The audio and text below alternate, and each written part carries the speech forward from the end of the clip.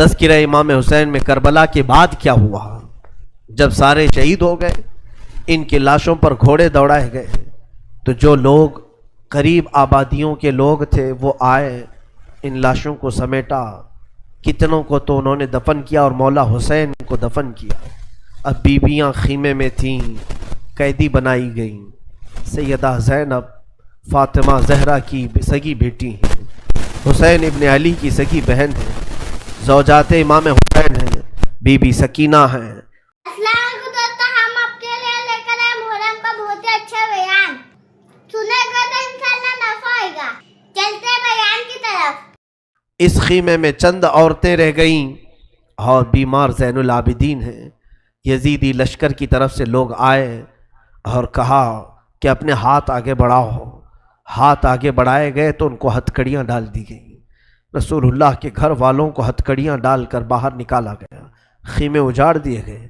بعض روایات یہ بتاتی ہیں کہ خیموں میں آگ لگا دی گئی۔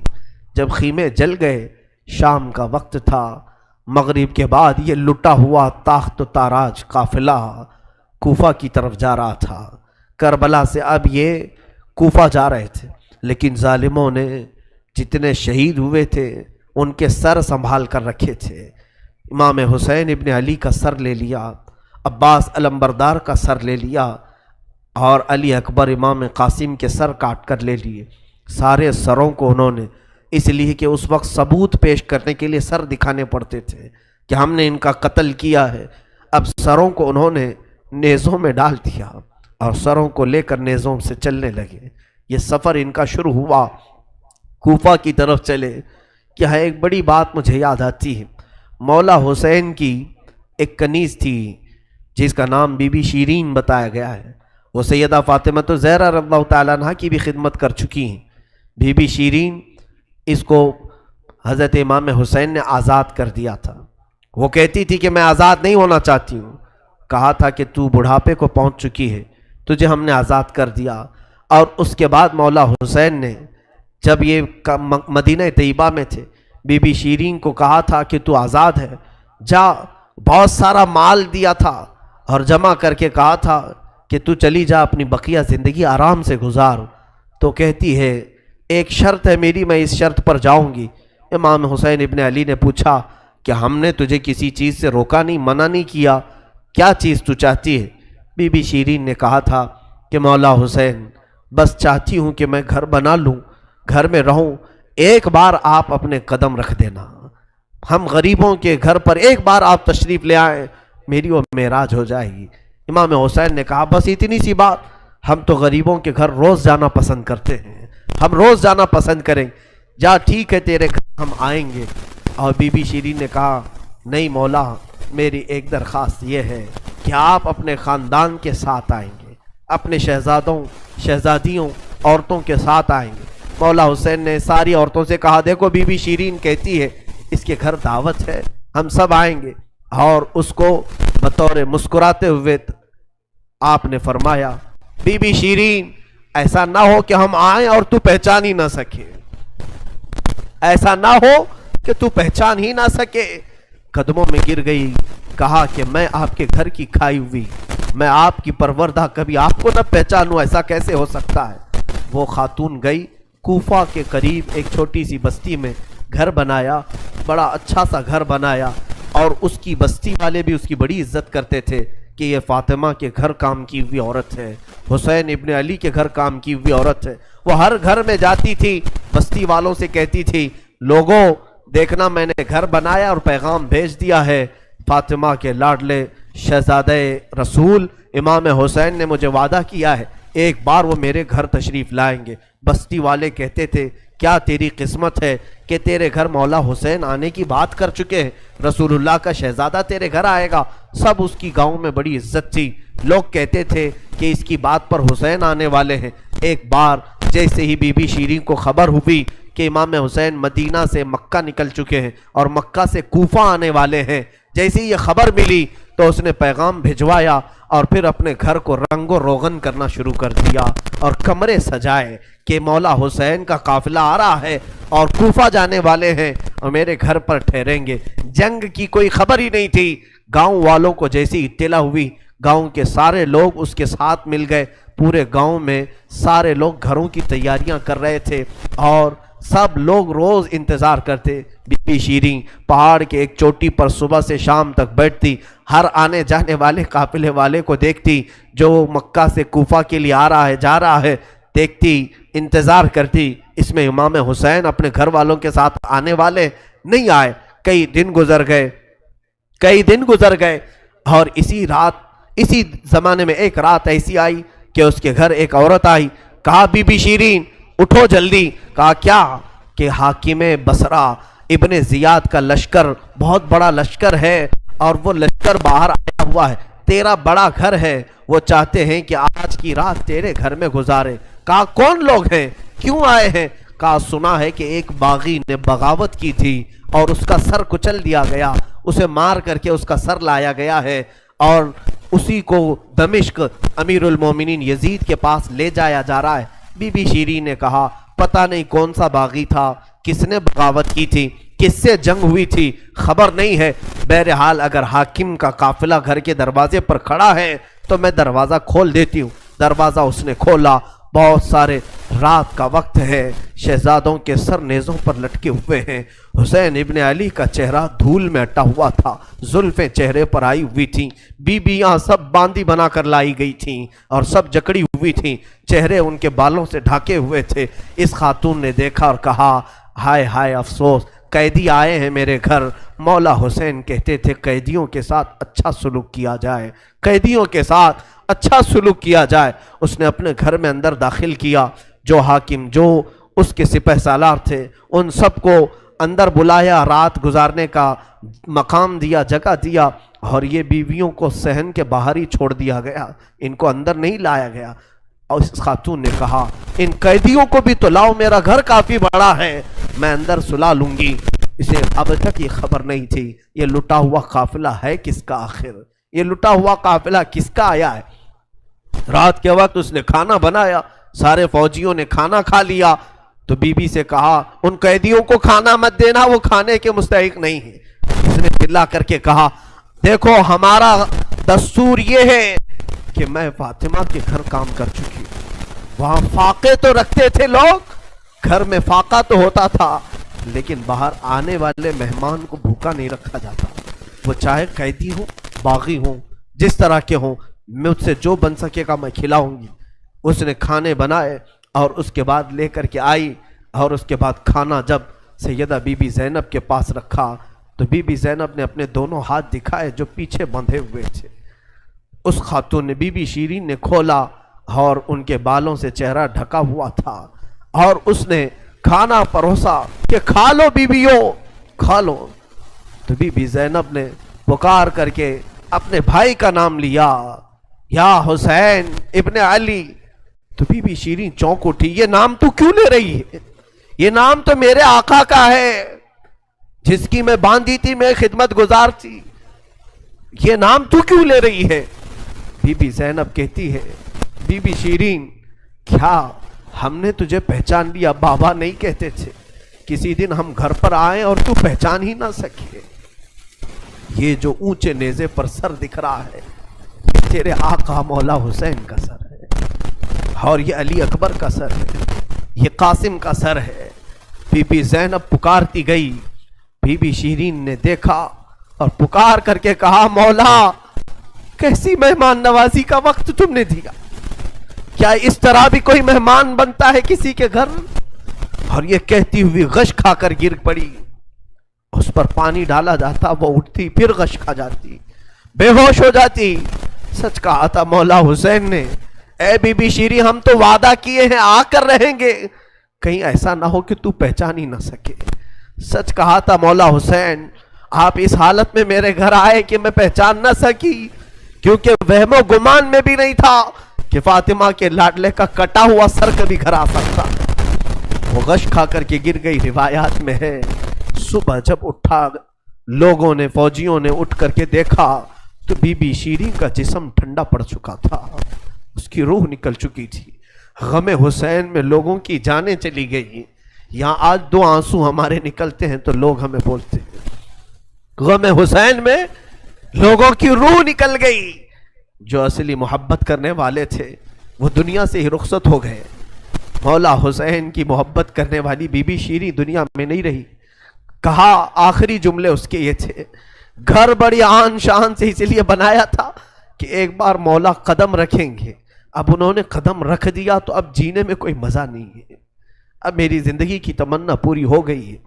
اس کے بعد یہ قافلہ نکلا، کوفہ کی طرف جا رہا تھا، ابن زیاد تک پہنچنا تھا. حاکم بصرہ، حاکم کوفہ عبید اللہ بن زیاد کے پاس یہ قافلہ جانے سے پہلے کئی منزلوں پر رکا. دوسری رات آئی تھی. دوسری رات ایک گرجا گھر کے پاس ان کا قیام ہوا. وہ ایک عیسائی کا گرجا تھا، وہاں پر قیام ہوا. عیسائی نے دیکھا کہ بہت سارے کٹے ہوئے سر آئے. اس نے بھی اپنے چرچ میں رکنے کی اجازت دی تھی. ہائے افسوس، عیسائی بھی رحم کھا رہے ہیں. کیسے وہ مسلمان تھے جو رسول اللہ کے گھر والوں پر رحم نہ کھا سکے. عیسائی نے وہاں پر رکنے کی اجازت دی. اس کے بعد کہا، رات کو اس نے کہا کہ یہ جو سروں پر، یہ جو نیزوں پر سر ہیں، کیا یہ ہمیں ایک رات کے لیے دو گے؟ لوگوں نے کہا لے لو لے لو، لیکن امانت کے ساتھ واپس کرنا کہ یہ ہمیں دمشق پہنچانا ہے. اس نے سر حسین کو لیا، دھول کو صاف کیا، اس لیے کہ اسے دور سے اس چہرے میں کچھ چمک نظر آ رہی تھی. اس عیسائی راہب نے رات کے وقت دیکھا، ایک تخت پر رکھ کر کے سر حسین کا غور سے مطالعہ کرنے لگا اور اپنی پرانی کتابوں سے ملانے لگا. پرانی کتابیں پڑھتا تھا اور چہرہ دیکھتا تھا، بار بار دیکھتا تھا. پھر چیخ کر کے کہا، ہاں میں اپنے مقام کو پہنچ گیا، اس لیے کہ مقدس کتابوں میں لکھا ہوا ہے نبی کے آخری نبی کا نواسا ظلمن قتل کیا جائے گا اور اس راستے سے جائے گا، اور یہاں کی گرجا میں اگر رکے تو گرجا میں جو خدمت گزار ہے وہ اس کی خدمت کرے، مولا اسے جنت عطا کرے گا. وہ عیسائی راہب کہتا ہے وہ چہرے میں ساری علامتیں جو کتابوں میں لکھی یہی ہیں. وہ ایمان لے آیا، کلمہ طیبہ پڑھا، اسلام قبول کیا. رات میں اس کی دنیا بدل گئی.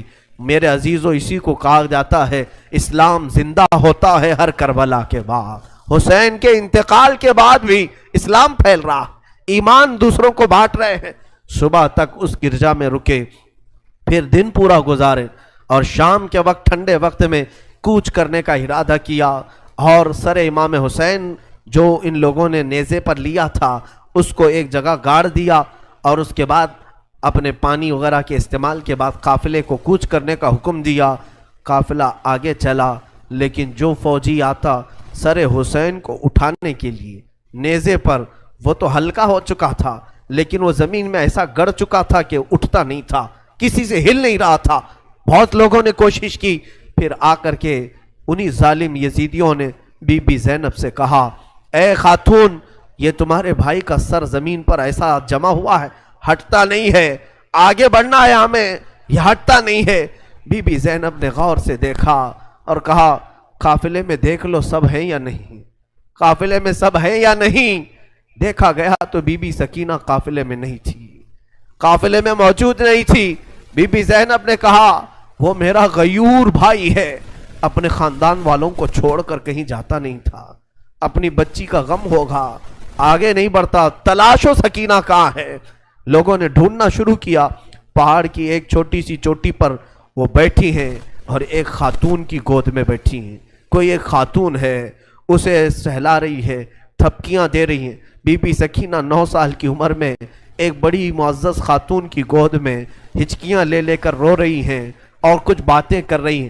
بی بی زینب نے دور سے دیکھا، خاندان کی کچھ عورتیں اور آئیں، پکارا، سکینہ جانے کا وقت ہو گیا، تم یہاں کیا کر رہی ہو؟ دوڑ کر کے جیسی سکینہ کے قریب آئے تو دیکھا نہ وہاں عورت تھی نہ کوئی خاتون تھی. سکینہ کو اٹھایا، کیا کر رہی تھی تم یہاں، کیسے آئی، کون عورت، کس سے بات کر رہی تھی؟ سکینہ نے کہا، میں جانتی نہیں تھی، یہاں حاجت کے لیے آئی تھی، اچانک ایک خاتون نمودار ہوئی، اس نے مجھے گود میں اٹھایا، بوسے دینا شروع کیا، میرا ماتھا چوما. میں نے پوچھا کہ تو کون ہے؟ تو اس نے کہا، اے بچی تو نہیں جانتی، میں تیری دادی فاطمۃ الزہرا ہوں، میں فاطمۃ الزہرا ہوں، رسول اللہ کی شہزادی ہوں. میں اپنی دادی کے گود میں سو گئی، بڑا نرم گود تھا، بڑی ان کی نازک ہاتھ تھے اور وہ مجھے سہلا رہی تھی اور مجھ سے پوچھ رہی تھی کہ کیسے کربلا میں کیا کیا ہوا سنا بچی۔ میں علی اصغر کی شہادت دادی کو سنا رہی تھی، علی اکبر کیسے قتل ہوئے دادی کو سنا رہی تھی، ان کے آنسو بہتے تھے اور میرے جسم پر گرتے تھے، اور میں نے کربلا کی ساری داستان اماں فاطمہ کو سنا رہی تھی۔ سیدہ زینب کی چیخ نکل پڑی کہ ماں فاطمہ اب بھی بے قرار ہے، اس لیے کہ حضرت امام مسلم فرماتے ہیں، ایک بڑے بزرگ ہیں تابعی ہیں، کہتے ہیں میں نے خواب میں دیکھا ایک بوڑھی خاتون کو، کربلا کا یہ منظر جو تھا 10ویں محرم کو ہوا، 9 محرم کو خواب دیکھیں یا عاشورہ کی رات کو انہوں نے خواب دیکھا، کہتے ہیں ایک بوڑھی عورت ہے، بڑی عمر والی عورت ہے، جبہ اس کے سر پر پڑا ہوا ہے، جھاڑو لے کر میدان جھاڑ رہی ہے، پورا میدان جھاڑا۔ تو یہ امام مسلم فرماتے ہیں میں نے دور سے پکار کر کے کہا بی بی کون ہو آپ، یہ میدان کیوں جھاڑ رہی ہو؟ انہوں نے پلٹے بغیر کہا اے شخص میں رسول اللہ کی بیٹی فاطمہ الزہرا ہوں، یہ میدان کربلا ہے، میں یہاں جھاڑ رہی ہوں اس لیے کہ کل میرا لاڈلا یہاں گرنے والا ہے، کہیں کوئی نوکیلی کنکر اس کے جسم میں نہ چبھ جائے، مجھے درد ہوگا اگر حسین کو کوئی زمین کی کنکریاں چبھیں، میں صاف تو کر لوں۔ فاطمہ الزہرا کا غم ہم نہیں جان سکتے میرے عزیز، احساس نہیں کر سکو گے، غم کی داستانیں بڑی ہیں، بہت ہیں، واقعات سنانے کے لیے میرے پاس وقت نہیں ہے، میں سمیٹتا ہوں۔ عزیزان گرامی، یہ تاخت و تاراج قافلہ، یہ اسیران اہل بیت کوفہ پہنچے ابن زیاد کے محل میں۔ ابن زیاد نے دیکھا حسین ابن علی کو تانے مارنے لگا، کہا کہ تم نے بڑا غلط کیا، تم نے یزید کے خلاف خروج کیا، بغاوت کیا، اور اس کے بعد بہت ساری بے حرمتی کرنے کے بعد اس قافلے کو اس نے دمشق روانہ کیا۔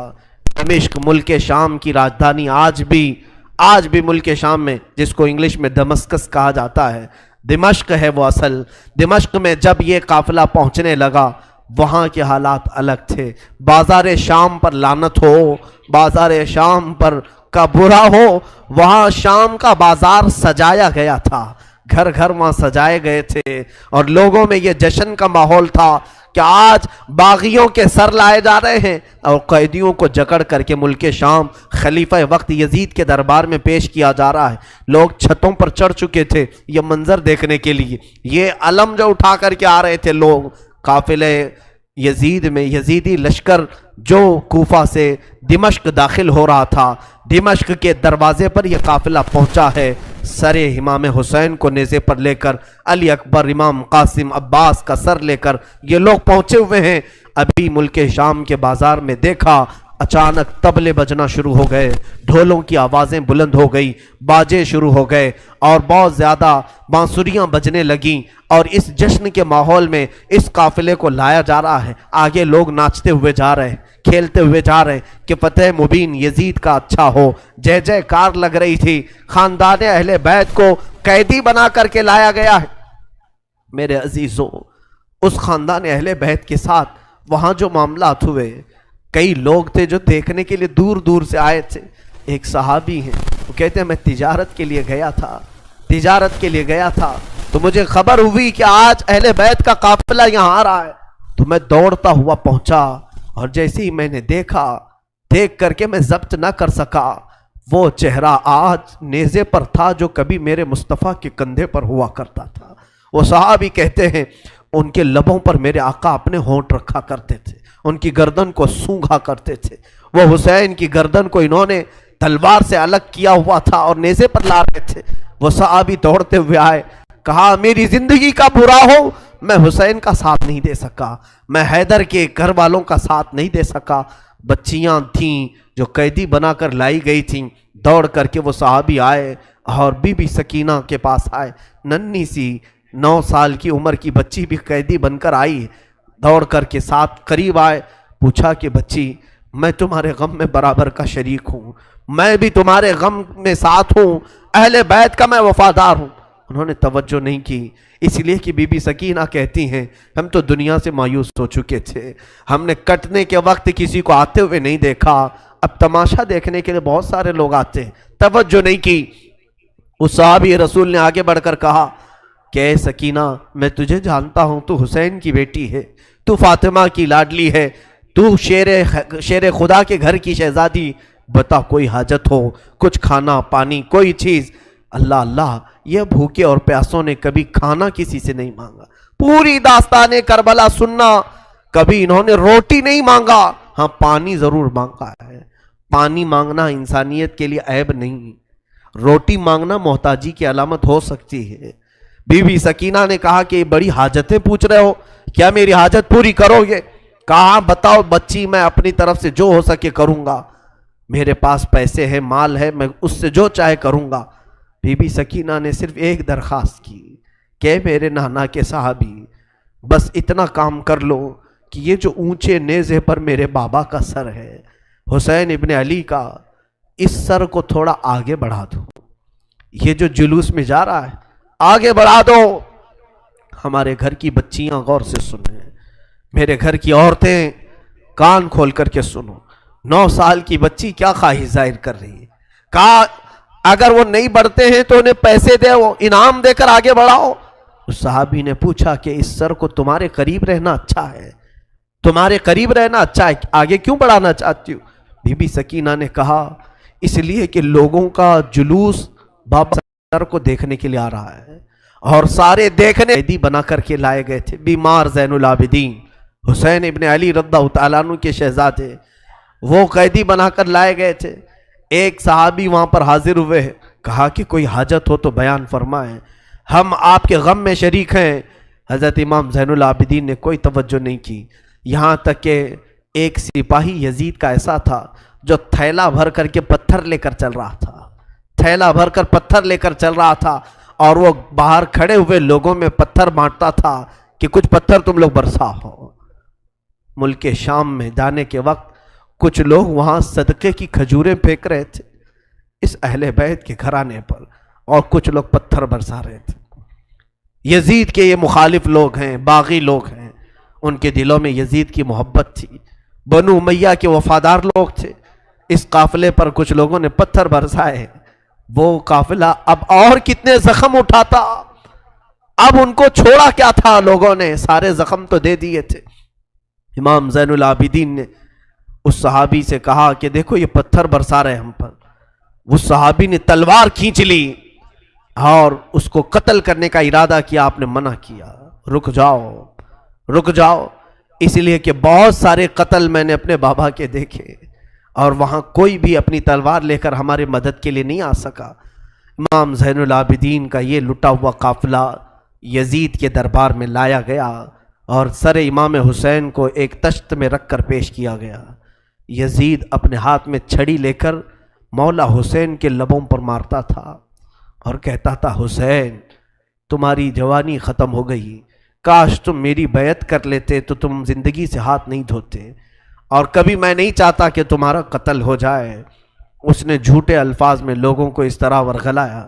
سیدہ زینب نے وہاں پر ایک جرأت مندانہ خطبہ دیا تھا، مولا حسین کی سگی بہن یزید کے دربار میں خطبہ دی تھی، اور اس کے بعد پھر یہ اسیران اہل بیت کو یہاں ملک شام میں چند دن ٹھہرایا گیا اور آزاد کیا گیا، مدینہ طیبہ کے لیے رخصت کرنے کا حکم ہوا۔ یہ لٹا ہوا قافلہ مدینہ آیا۔ اللہ اللہ، مدینے کو جب یہ لوگ پہنچے، اہل مدینہ کہتے ہم کو وہ شہادت کی خبر پہلے سے مل گئی تھی، کربلا میں مولا حسین کا قتل ہو چکا ہے، خاندان اہل بیت کے ساتھ برا سلوک ہوا ہے۔ پورا مدینہ سرحد پر آ کر کھڑا ہو گیا تھا، مدینے کے باہر انتظار میں۔ وہاں ننھی سی سغرا بھی تھی، مولا حسین کے کچھ گھر والے بھی تھے، وہ انتظار میں تھے۔ جیسے ہی لوگ مدینہ طیبہ میں داخل ہونے لگے، بیویوں کو دیکھ کر مدینے والے چیخ پڑے، سارے مدینے والے زارو قطار رونے لگے۔ سیدھا یہ قافلہ آیا بارگاہ رسول میں، مصطفیٰ صلی اللہ علیہ وسلم کی قبر انور کے پاس پہنچ گیا، اور پھر بی بی زینب وہاں کھڑے ہو کر شروع سے لے کر اخیر تک کی داستان میرے آقا کو سنانے لگی۔ یا رسول اللہ، آپ کا دوش پر سوار ہونے والا شہزادہ، آپ کا محبوب نظر حسین بڑے زخموں سے چور چور تھا۔ یا رسول اللہ، وہ کربلا میں لاشیں اٹھاتا رہا، پیاسا رہا، بھوکا رہا۔ مدینے کے لوگ کہتے ہیں پورا مدینہ صرف زندگی میں 2 مرتبہ سب سے زیادہ رویا ہے ایک اس وقت جب میرے آقا کی وفات ہوئی تھی، جب میرے آقا کی وفات ہوئی تھی، دوسرا اس وقت جب اہل بیت کا قافلہ مدینے میں لٹ کر داخل ہوا تھا، سارے غموں سے نڈھال تھے، ہر کوئی پریشان حال تھا۔ بی بی سغرا ننی سی تھی، 6 سال کی تھی، بار بار لپٹ کر کے بی بی زینب سے کہتی ہیں وہ ننھا بچہ کہاں ہے علی اصغر جس کے ساتھ میں کھیلتی تھی، وہ کہاں ہے، فلاں کہاں ہے۔ بچی کے دماغ میں جتنے یاد تھے سب کو پوچھا کرتی تھی۔ بی بی زینب کہتی ہیں ہر ایک کے جواب میں جب میں کہتی تھی وہ بھی انتقال کر گئے، وہ بھی انتقال کر گئے۔ بی بی سغرا پوچھتی تھی کیا کربلا میں موت سستے میں ملتی ہے؟ جہاں آپ لوگ گئے تھے موت بہت سستی ہے، اتنوں کو کیسے آپ نے موت کے گھاٹ اتار دیا؟ بی بی زینب کے پاس کوئی الفاظ نہیں تھے۔ امام زین العابدین کا زندگی بھر یہ حال تھا۔ اللہ اکبر، زین العابدین وہ تنہا شہزادے ہیں میرے مولا حسین کے جو پھر 95 ہجری تک باحیات رہے۔ امام حسین کی شہادت ہونے کے بعد 61 ہجری میں جو شہادت ہوئی اس کے بعد سے سن 95 ہجری تک آپ باحیات رہے، لیکن روتے روتے آنکھوں کا پانی سوکھ گیا تھا۔ لوگ کہتے ہیں امام زین العابدین کو ہم لوگ دیکھتے تھے، کبھی وہ روتے تھے تو دونوں آنکھوں سے خون نکل آتا تھا۔ لوگ پوچھتے کہ مولا زین العابدین سجاد آپ اتنا کیوں روتے ہیں؟ کہتے ہیں کیا تم میری ہنسی کی تمنا رکھتے ہو؟ جس کے سامنے اس کے بھائیوں کو، اس کے گھر والوں کو، اس کے باپ کو کاٹا گیا ہے، اس کے گھر والوں کو کاٹا گیا ہے۔ امام زین العابدین کا حال یہ تھا کہ امام زین العابدین شہر میں جا رہے تھے اور قصاب گوشت بیچنے والا دکان میں بیٹھا ہے، گوشت بیچ رہا ہے۔ جیسے ہی وہ قریب آنے لگے اس نے جلدی سے گوشت کے اوپر چادر ڈال دی، گوشت چھپا دیا۔ لوگ جو گوشت خریدنے والے کھڑے تھے انہوں نے پوچھا کہ اے بندے تو کیوں گوشت چھپا رہا ہے؟ کہا زین العابدین آ رہے ہیں، وہ ابھی یہاں کھڑے ہوں گے اور گوشت دیکھ کر کے رونا شروع کر دیتے ہیں، گوشت دیکھ کر کے رونا شروع کرتے۔ کہا ایسا کیوں کرتے ہیں؟ کہتے ہیں جب بھی وہ میری دکان کے پاس یہ کچا گوشت دیکھتے ہیں تو کہتے ہیں کہ میرے بھائیوں کا گوشت ایسے ہی کاٹا گیا تھا اور ادھیڑا گیا تھا۔ زندگی بھر وہ گوشت کی دکان کے پاس کھڑے ہوتے تو ان کی آنکھیں بہہ جاتی۔ اور اس کے بعد ایک روایت یہ بھی ملتی ہے کہ قربانی کے دن تھے، مولا زین العابدین ایک جگہ سے گزر رہے ہیں، ایک قصائی بکرے کو لٹایا ہے اور جلدی سے اس پر چھری چلائی جا رہی تھی۔ امام زین العابدین دور سے کھڑے ہو گئے، کہا اے قصائی تو نے بکرے کو لٹایا، پانی پلایا کہ نہیں پلایا؟ وہ کھڑا ہوا، کہا اے امام زین العابدین ہم مسلمان ہیں، جانوروں کو کاٹتے ہیں تو پہلے پانی پلا کے کاٹتے ہیں۔ امام زین العابدین نے کربلا کی طرف منہ کیا، کہا مولا حسین مسلمان جانوروں کو پانی پلا کے کاٹتے ہیں، جانوروں کو پانی پلا کے کاٹتے ہیں، مگر اہل بیت کے کسی شہزادے کو ایک گھونٹ بھی پانی نہیں پلایا گیا اور انہیں ویسی ہی پیاسا شہید کیا گیا ہے، پیاسا کاٹا گیا ہے۔ امام زین العابدین کی پوری زندگی ایک ایک چیز کو دیکھتے تو رونے لگ جاتے تھے کہ کربلا میں یہ چیز نہیں تھی، یہ چیز نہیں تھی۔ ایک وقت ایسا بھی آیا، کوفہ کا گورنر ابن زیاد، یہ اب اس کے برے دن شروع ہو چکے تھے۔ میں پھر دوسری تقریر میں عرض کروں گا، زہر کی اذان انشاءاللہ تقریر کے بعد ہوگی۔ آج سارا مجمع یہاں پر ہے اور انشاءاللہ بغیر نماز پڑھے ہم تو یہاں سے جائیں گے نہیں، اور اذان لوگوں کو جمع کرنے کے لیے ہوتی ہے، جو آلریڈی جمع ہے پھر انہیں کیا جمع کیا جائے۔ اذان تو ہم دیں گے انشاءاللہ، صبر کریں۔ یہ وقت شہادت کا ہے، یہ وقت کربلا کی یاد کا ہے۔ مولا حسین کے یہ شہزادے امام زین العابدین رضی اللہ تعالیٰ، زندگی بھر آپ کے حالات یہ تھے کہ کبھی کچا گوشت دیکھیں تو رو پڑے، کسی جانور کو ذبح ہوتے دیکھیں تو رو پڑے۔ ایک بار امیر کوفہ ابن زیاد، اب امیر مختار نام کا ایک شخص جو بدلہ لینے کے لیے بعد میں اٹھ کھڑا ہوا، بعد میں کوفہ میں ایک ایسا شخص ظاہر ہوا جس کا نام مختار ثقفی تھا، اس نے اعلان کیا کہ میں قاتلان حسین کا بدلہ لوں گا، اور اس نے اٹھ کر کے کچھ اہل بیت سے محبت کرنے والوں کو اپنے قافلے میں جمع کیا، اور یہ قافلہ بڑھتا گیا یہاں تک کہ خون حسین کا بدلہ لینے کے لیے یزید کی موت کے بعد اس نے ہر ایک کو تلاشنا شروع کیا۔ شمر کو ڈھونڈا، اس کو قتل کیا، اور اس کے بعد عمرو بن سعد کو ڈھونڈا، اسے قتل کیا۔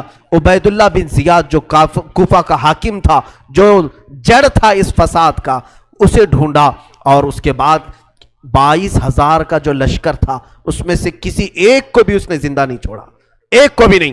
جتنے وہاں شریک تھے سب کو قتل کیا، سب کو قتل کیا. اور 22,000 کو قتل کرنے کے بعد مختار ثقفی نے یہ اعلان کیا، ابھی میں نے حسین کی ایک انگلی کا بھی بدلہ نہیں لیا، میں حسین ابن علی کی ایک انگلی کا بھی بدلہ نہیں لیا. یزید خائب و خاسر ہو کر مر گیا. اور یزید کی سب سے بڑی ذلت تو یہ ہے، یزید کے بعد اس کا بیٹا معاویہ تخت پر بیٹھا. پہلے دن خلیفہ بنا کر اسے بٹھایا گیا، اس کے بعد 6 مہینے تک وہ گھر سے باہر ہی نہیں آیا. 6 مہینے کے بعد سیدھے لاش باہر آئی بیٹے کی. وہ 6 مہینے کبھی تخت پر نہیں بیٹھا یزید کے.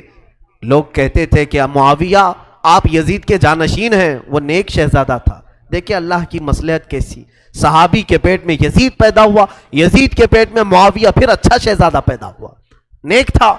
اس نے کہا، لوگ جب کہتے تخت پر بیٹھ جائیے تو اس نے اس تخت کی طرف دیکھ کر کے تھوک دیا اور کہا اس تخت پر بیٹھوں جس پر شہزادہ رسول کا خون لگا ہوا ہے، اس تخت پر بیٹھوں جو تخت حسین ابن علی کے گھر والوں سے رنگا ہوا ہے. کبھی اس تخت پر نہیں بیٹھا.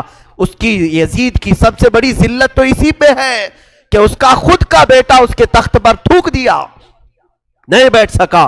لیکن حسین کا چرچا آج بھی ہے، حسین کے شہزادے گلی کوچوں میں ہر جگہ ہے. سادات کی خوشبو تم محسوس کرو گے آج بھی.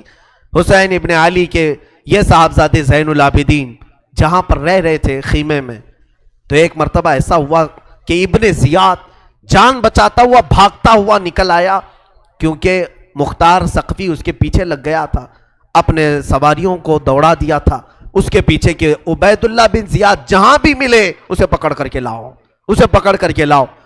تو سب اس کے پیچھے لگ گئے. مختار ثقفی کے ڈر سے عبید اللہ بن زیاد جان بچاتا ہوا بھاگتا ہوا ایک خیمے میں آیا. وہ خیمہ کسی اور کا نہیں، امام زین العابدین کا تھا. وہاں پر پہنچ گیا.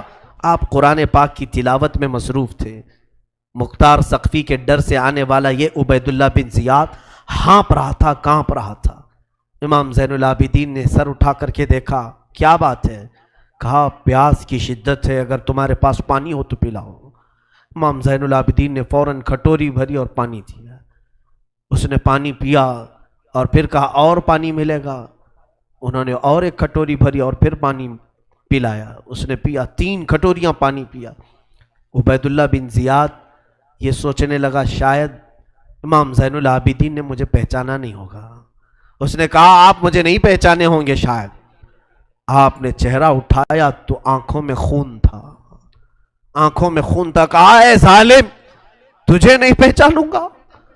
تیری وجہ سے میرا پورا گھرانہ لٹ گیا، میرا پورا خاندان تو نے تباہ کیا، بھوکا اور پیاسا کربلا میں تڑپایا، تجھے نہیں پہچانوں گا؟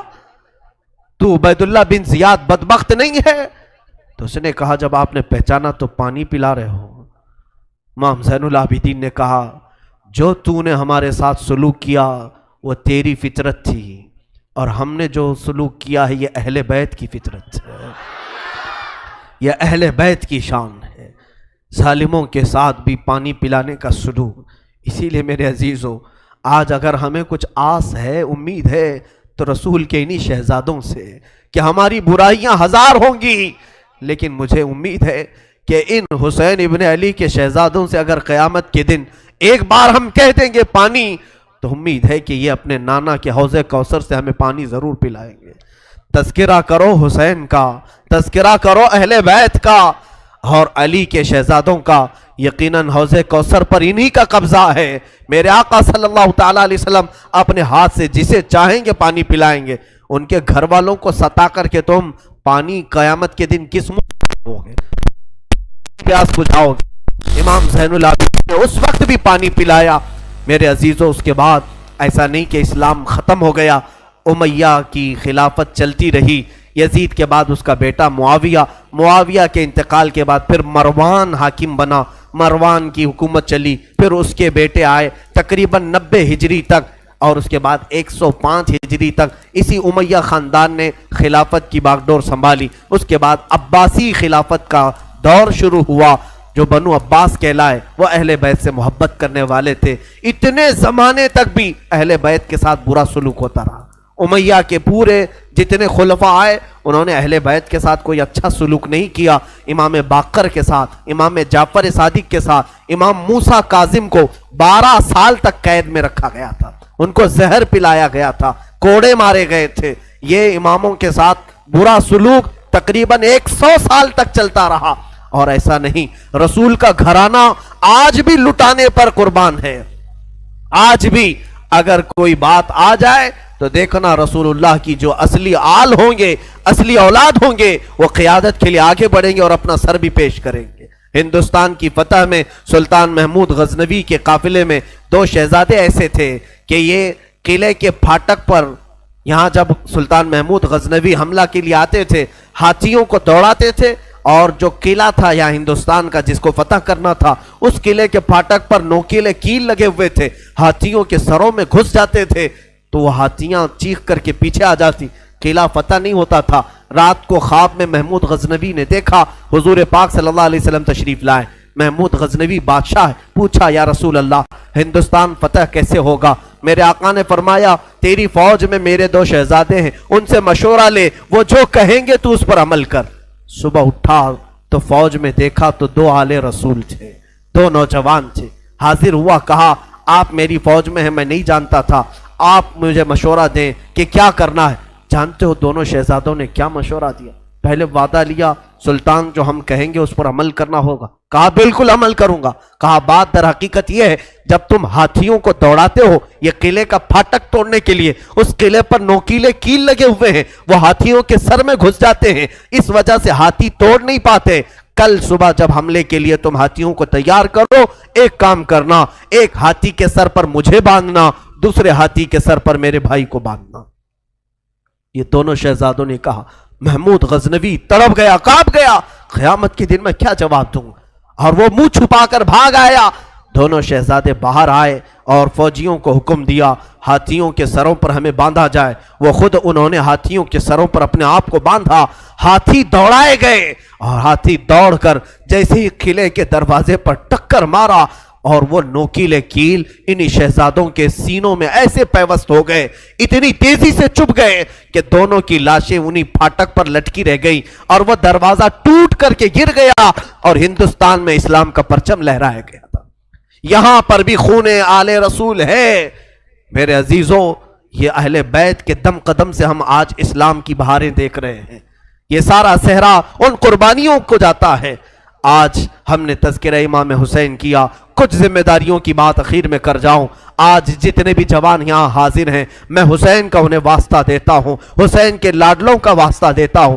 خیرت کرو، اب شرم کرو. اب تمہاری زندگی گزارنے کے وہ طریقے نہیں ہونا چاہیے جس طریقوں پر تم آج جی رہے ہو. آج تمہارے چہروں پر نہ حسین کی کوئی علامت ہے، نہ کربلا والوں کی کوئی علامت ہے. اے میرے عزیز بچوں، اے میری ماں اور بہنوں، اٹھو. کربلا والوں سے اگر تم محبت کرتے ہو تو آج علم حسین لو.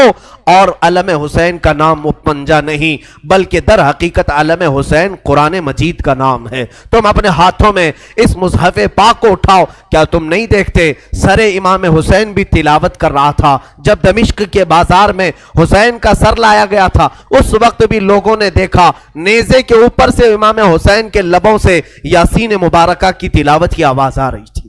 وہ حسین کٹے ہوئے سر سے بھی جب تلاوت کر سکتے ہیں، تم کیوں تلاوت نہیں کرتے؟ آج قرآن کیوں نہیں پڑھتے؟ قرآن کو کیوں ہاتھ نہیں لگاتے؟ آج ہمارے گھروں میں جو اندھیرا ہے یہ قرآن نہ پڑھنے کی وجہ سے. میرے آقا نے سچ فرمایا کہ تم اپنے گھروں کو قبرستان نہ بناؤ. جس گھر میں قرآن نہیں پڑھا جاتا اس گھر کو کہا گیا یہاں میتیں رہتی ہیں، یہاں مردے رہتے ہیں. کتنے گھروں میں قرآن پڑھا جا رہا ہے. مردوں کا گھر بنائے ہو. بچیوں کو بٹھاؤ، بچوں کو بٹھاؤ، قرآن ان کے ہاتھ میں دو، قرآن کی طرف توجہ کرو. اگر ایک بار پھر پلٹ آئی یہ امت تعلیمات اسلام کی طرف، مجال ہے کہ کوئی تمہاری طرف آنکھ اٹھا کر کے دیکھے. میں یہ چیلنج کے ساتھ کہتا ہوں تمہارے پاس ایمان کی جو دولت ہے پوری دنیا چھان مارو گے یہ دولت کسی قوم کے پاس نہیں ہے، کسی کے پاس نہیں. تمہارے پاس محبت رسول ہے، تمہارے پاس محبت علی ہے، تمہارے پاس محبت حسین ہے، تمہارے پاس اولیاء کاملین کے کردار ہیں، تمہارے پاس ساری علامتیں تبرکات ہیں، تم کیوں پیچھے ہو؟ تمہارا پیچھے رہنا تو افسوس کی بات ہے۔ آج لوگ تمہیں بزدل بنا رہے ہیں، آج لوگ تمہارے اوپر خوف کا ماحول طاری کیے ہوئے، ڈر کا ماحول طاری کیے ہوئے۔ شاید یہاں تم نے دیکھا بھی ہوگا، ہزاروں تقریریں ہیں، میں اپنی تعریف کے لیے نہیں کہہ رہا ہوں، ہزاروں خطبہ ہیں، چند ہی بولتے ہوں گے لوگ، اس لیے کہ خطبہ واعظین مقررین کی زبانوں کو بھی بند کرنے کی کوشش کر رہے ہیں۔ کتنے تو مجھے بولتے ہیں یوں نہ بولو مولانا، بہت جلدی گرفتار ہو جاؤ گے، بہت جلدی جیل میں چلے جاؤ گے، حکومت کی تمہارے اوپر نظر ہے، ڈپارٹمنٹ میں تمہارے ریکارڈ ہیں، بہت ساری باتیں ہیں۔ میرے عزیزوں، ایک طرف میرے پاس یہ امت مصطفیٰ بھولی بھٹکی ہوئی قوم ہے، ایک طرف میرے آقا کی قرآن عظیم ہے اور حسین اعظم کے کربلا کے واقعات ہیں۔ مجھے بتاؤ، کیا حسین ابن علی کا سامنا قیامت کے دن نہیں کرنا ہوگا؟ کیا ہم جیسوں کو پکڑ کر قیامت میں نہیں پوچھا جائے گا مولا نے تجھے زبان دی تھی، مولا نے تجھے قرآن کا علم دیا تھا، رب نے تجھے حدیثیں عطا کی تھی، تو نے اپنے حبیب کی امت کے ساتھ کیا سلوک کیا؟ کیا تو انہیں سبحان اللہ اور نعروں میں ہی سلا دیا کرتا تھا؟ اگر قیامت کے دن مجھے یہ سوال ہوگا میں کیا جواب دوں گا؟ اس لیے میں یہ بہتر سمجھتا ہوں حق بولنے پر اگر گرفتاری ہو جائے تو میری گرفتاری کوئی معنی نہیں رکھتی، اس لیے کہ مجھ سے کئی لاکھ درجہ گنا بہتر امام زین العابدین جب گرفتار کیے جا سکتے ہیں اور مولا حسین کے گھر والوں کو قیدی بنایا جا سکتا ہے تو ہماری لاکھوں زندگیاں ان کی قید پر قربان ہوں۔ ہمیں قید سے ڈر نہیں ہے، ہمیں کوئی گرفتاری سے خوف نہیں ہے، اور ہماری زبانوں کو خریدنے کی کوشش بھی نہ کرو، ہمارے الفاظ کو خریدنے کی کوشش نہ کرو۔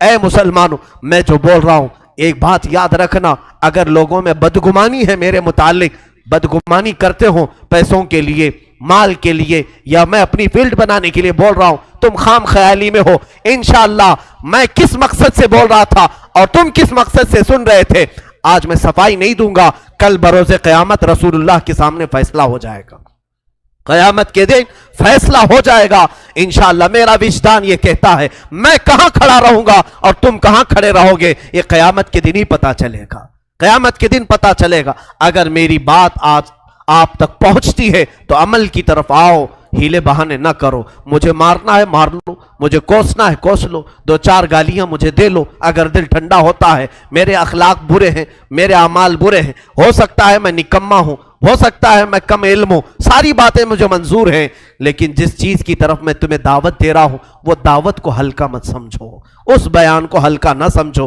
میں تو تمہیں محبت رسول کی طرف بلا رہا ہوں، میں تمہیں مولا حسین کے کردار کی طرف بلا رہا ہوں، اسے تو نہ کوسو۔ میں کمتر ضرور ہوں لیکن جس کی دعوت دے رہا ہوں وہ دعوت کمتر نہیں ہے، وہ دعوت ہلکی نہیں ہے۔ آؤ، میں ہزاروں نوجوانوں کی آج زندگیوں کو دیکھ رہا ہوں، تمہارے ہاتھوں میں آج دنیا نے کیا پکڑایا ہے؟ گندے نغمے، گندے موبائل کی فحش تصویریں، تم اسی کو دیکھ کر رات گزار رہے ہو، اسی سے صبح کر رہے ہو، تمہارے کان نغمے سن کر سوتے ہیں اور گانوں کی دھن پر صبح کرتے ہو۔ یہی اخلاق کل قیامت میں مولا حسین کے سامنے تم کھڑے ہوں گے، حشر کے دن تمہیں رسول اللہ کے سامنے کھڑا ہونا ہے، ان کے بچوں کے ہاتھ میں۔ ارے 11 سال کا بچہ جب تلوار اٹھایا تھا، تم اپنا موبائل اٹھا کر کے اس کو دکھاؤ گے؟ میں نے جوانی میں موبائل اٹھایا ہے، انہوں نے تلواریں اٹھائی تھی، کس لیے؟ امت مصطفیٰ کی حمایت کے لیے، شریعت طاہرہ کی حفاظت کے لیے۔ اس لیے میرا آخری یہ میسج ہے کہ اٹھو وگرنہ حشر نہ ہوگا پھر کبھی، دوڑو کہ زمانہ چال اپنی چل گیا، قوت عشق سے ہر پست کو بالا کر دو، دہر میں نام محمد سے اجالا کر دو، کی محمد سے وفا تو نے تو ہم تیرے ہیں، یہ جہاں چیز ہے کیا لوح و قلم تیرے ہیں۔ اقبال نے سچ کہا تھا، نہیں تیرا نشیمن قصر سلطانی کے گنبد پر، تو شاہین ہے بسیرا کر پہاڑوں کی چٹانوں پر۔ آج تم جہاں جی رہے ہو یہ تمہارا مقام نہیں، یہ تمہاری جگہ نہیں۔ اور عورتوں سے، بچیوں سے گزارش ہے، ارے اس ننھی سکینہ کو دیکھو جس نے قیدی حالت میں بھی اپنے پردے کی فکر کی ہے، اپنے دوپٹے کا خیال کیا ہے۔ تمہیں آج ساری آسائشیں، ساری نعمتیں ملی ہیں اور بازار میں مٹک مٹک کر کے چلنا، لوگوں کو اپنی زینت کی طرف دعوت دینا، اپنے جسموں کو آشکار کرنا، کیا یہ سکینہ کے اخلاق ہو سکتے؟ فاطمہ کے گھر کے اخلاق ہو سکتے؟ بچیاں توبہ کرو، تمہارا جسم شیطان آوارہ کرنا چاہتا ہے۔ تم نے اگر اپنے جسم کی نمائش کی، लोगों की तवज्जो और उनकी आंखें अपनी तरफ मबजूल करने के लिए कसम रब्बे जुल जलाल की, तुम्हारे जिस्म की चमड़ियां फरिश्ते इस तरह से छीलेंगे, इस तरह से कि हदीस पाक में मिलता है 1 घंटे में 70 बार चमड़ी बदली जाएगी। 1 घंटे में 70 बार। जरा ब्लेड से चमड़ी निकाल करके देखना, पता चलेगा चमड़ी उधेड़ने की सजा क्या होती। अगर तुमने अपने औरतों की हिफाजत नहीं की, अपने सतर की हिफाजत नहीं की, बड़ी सजा में गिरफ्तार हो जाओगे, बहुत भयानक अजाब में गिरफ्तार हो जाओगे। क़यामत के मंजर को अब चंदा जरूरत नहीं कि मैं अपनी बात को तवील करूं, मैं सिर्फ मैसेज यही देना चाहता था, आज कुरान को फिर से आम करो, आज अहद करके उठो कि शरीयत मुस्तफ़ा को फिर से हम कायम करके दिखाएंगे। अज़ानें होंगी तो अपने कामों में नहीं, हम मस्जिदों में सर झुकाने के लिए आएंगे, इसलिए कि मौला हुसैन तलवारों की झनकार में जब सजदा कर सकते हैं तो आज हमें नियामतों में अल्लाह खिला रहा है, पिला रहा है, सुला रहा है, क्यों हम बिस्तर छोड़कर एक बार मस्जिद नहीं आ सकते। हम मुहर्रम का ये महीना चल रहा है, इसको आप मेरी तनकीद ना समझे और ना ही मैं कोई गुस्ताख हूं। मैं मौला इमाम हुसैन रज़ी अल्लाह ताला अन्हु का पैदाइशी शहदा हूं। अल्हम्दुलिल्लाह हमें हमारे घरों से ये गुट्ठी में पिलाई हुई मोहब्बत है, लेकिन मुहर्रम के आते ही जितना एक्टिव हमारे मोहल्ले होते हैं, सारे जगह पर एक जगह 51 देग खिचड़ा बना है, दूसरी जगह कंपटीशन में 100 देग खिचड़े बनाए। 51 देग 100 देग, ठीक है, पकाओ खिलाओ, लेकिन एक बात मैं आपको बताऊं, खिलाना सवाब है। किसको खिलाना? पेट भरे हुए को खिलाना।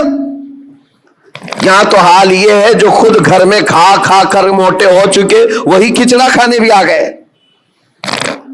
कोई ऐसा बंदा तो हमें नजर नहीं आया जिसके घर में एक रोटी भी नहीं मिलती और वो आकर के खा गया हो तो उसके लिए सवाब ही सवाब है। गुरबा और मसाकीन को खिलाना बहुत बड़ा सवाब है। सरकार गौसे पाक ने तो फरमाया, मैंने सारी नेकियां उलट पलट कर देख लिया, सिर्फ 2 नेकियां ऐसी नजर आई जो रहमान को सबसे ज्यादा महबूब हैं। उन्होंने अपने मलफूजात में लिख दिया है, फरमाते मैंने सारी नेकियां छान कर देख ली, 2 नेकियां जो सबसे ज्यादा अल्लाह को पसंद है, एक भूखों को खिलाना, दूसरा नंगों को कपड़ा पहनाना। लेकिन ये शर्त बताई कि भूखों को खिलाने का मतलब यह है कि जो गुर्बत और अफलास की वजह से खा नहीं पाता। मेरे इस कहने का मतलब यह नहीं है कि अमीर लोग खिचड़ा नहीं खा सकते, तबर्रुक नहीं खा सकते हैं, हम भी खाते हैं, आप भी खाएं, सारे लोग खाएं। लेकिन मेरे अजीजों, हमारा कुल असासा ला करके क्या इन्हीं सारी चीजों पर ही खर्च करना है?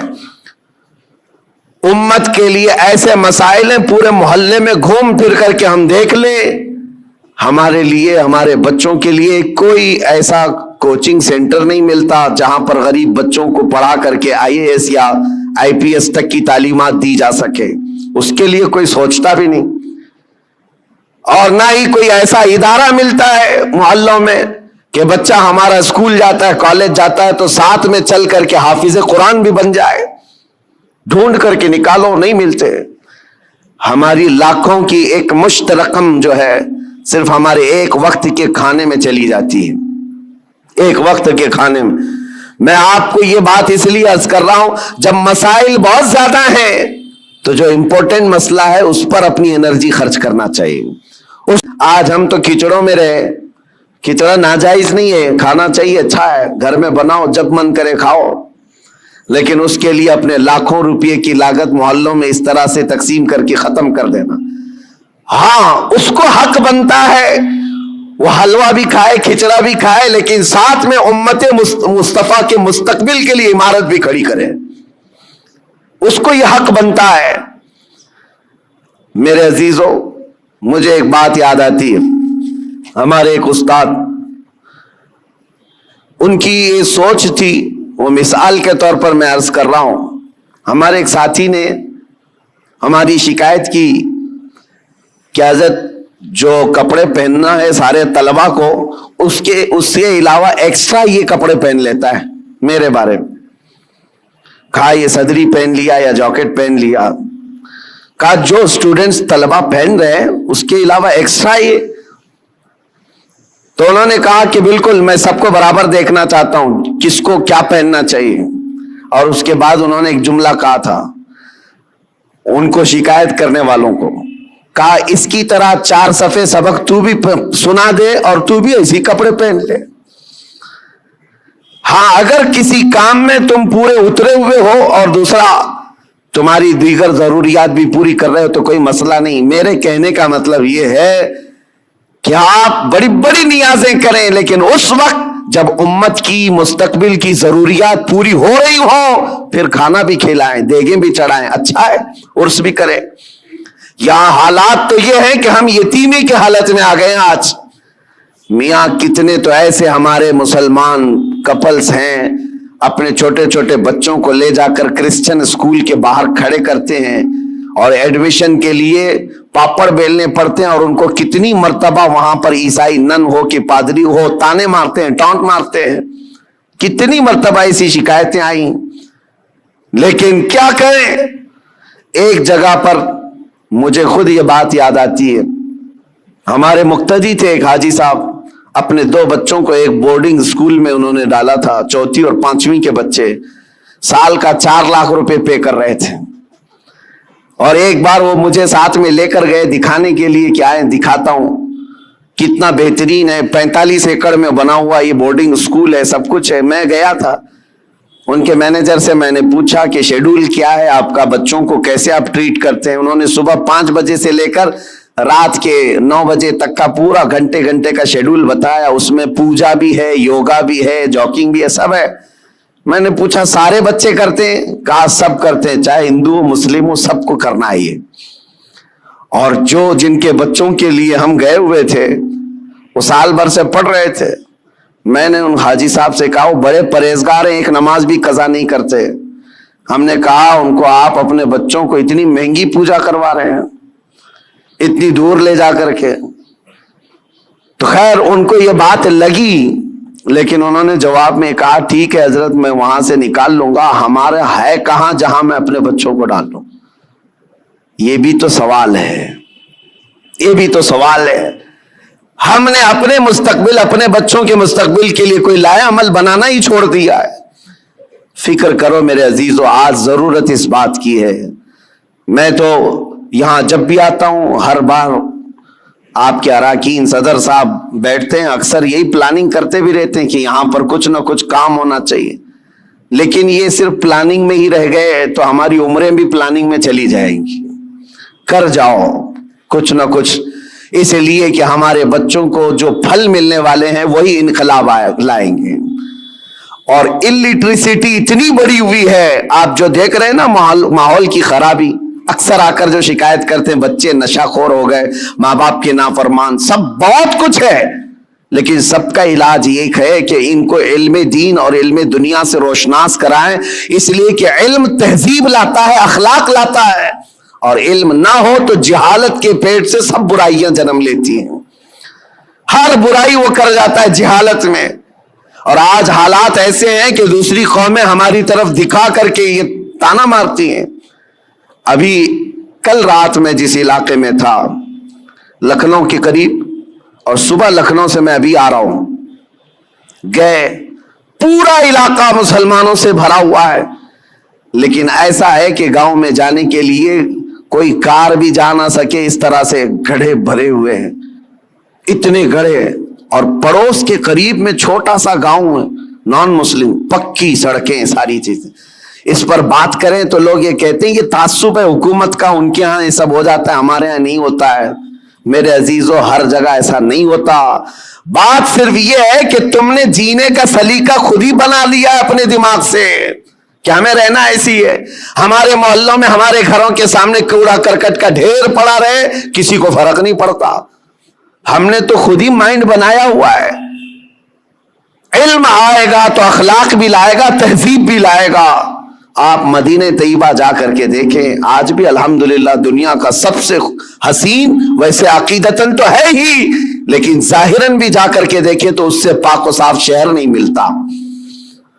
یہ نبی پاک صلی اللہ تعالی علیہ وسلم کی وراثت ہے جو ہمیں وہاں آج بھی نظر آتی ہے. ارے گلیوں میں چلو تو بھی خوشبو آتی ہے. یہ صرف عقیدت اور روحانیت کی بات نہیں کر رہا ہوں. انہوں نے خوشبو आर्टिफिशियल भी बना करके रखी हुई है कि कोई गुजरे तो इसको यहां कहीं महकना आना चाहिए, क्योंकि मदीने आए तो बंदा ये अखलाक लेकर के जाए कि मेरे नबी पाक सल्लल्लाहु ताला अलैहि वसल्लम सफाई के लिए और किस कदर अपनी उम्मत को पाक करने की फिक्र रखते थे। आज ये सब मसाइल पर हमें एनर्जी लगाने की जरूरत है, लेकिन हम किन चीजों पर पड़े हुए हैं? हम तो छोटी छोटी सी बातों पर, अरे 2 घड़े पानी अगर हमको ना मिले तो हम तो पैंचे चढ़ा करके झगड़े पर आ गए हैं। हमको अगर छोटी सी जमीन का मसला हो तो हम 25 साल भी लड़ने को तैयार हैं। ये मसाइल नहीं है। और इसी तरह से जो सोशल मीडिया पर आज मुनाजरे का अड्डा बना हुआ है, एक जमात उस जमात पर, उस जमात को इस जमात पर। और अभी एक मौलाना साहब ने मुझसे शिकायत किया, कहा कि कुछ लोगों ने हमारे खिलाफ ऐसा बयान कर दिया कि इस मस्जिद में न जाएं, ये इमाम साहब के पीछे नमाज नहीं होगी। हमने पूछा कि क्या उनको तकलीफ किस बात की है? कहा वो ऐसा है कि सिलसिले की लड़ाई है, वो दूसरे पीर साहब के मुरीद हैं, हम दूसरे पीर साहब के मुरीद हैं। लेकिन इस सिलसिले की लड़ाई से हमने पूछा क्या वो सुन्नी है? कहा वो भी सुन्नी है। आप सुन्नी, आप भी सुन्नी है, और दोनों आला हजरत के शहदाई हैं।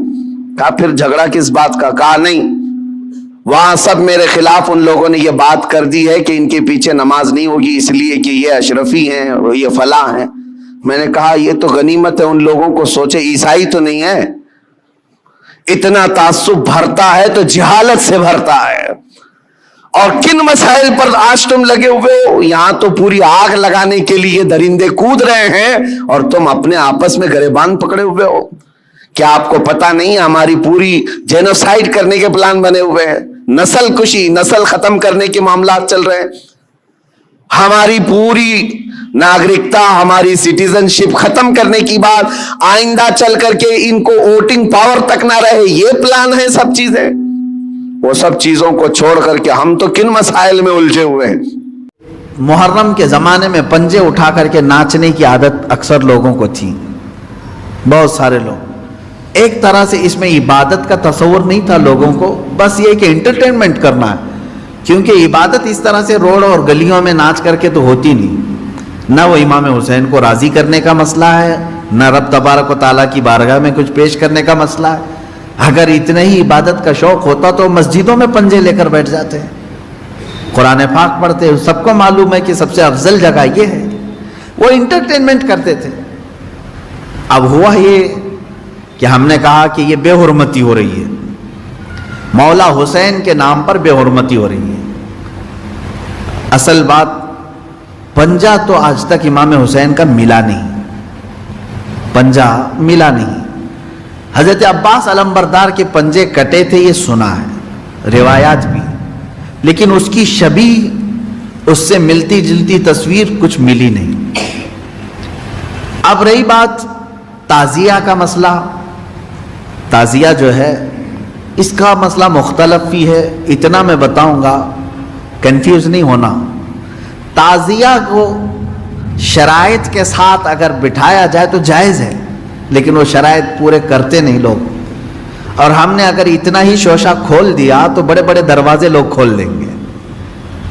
बात सिर्फ इतनी थी ताजिया की, इमाम हुसैन का जो रोज़ा है उस रोज़े की शक्ल की कोई चीज़ बना करके आपने रख दिया, तो किसी भी बुजुर्ग के रोज़े की शक्ल बना करके रखना।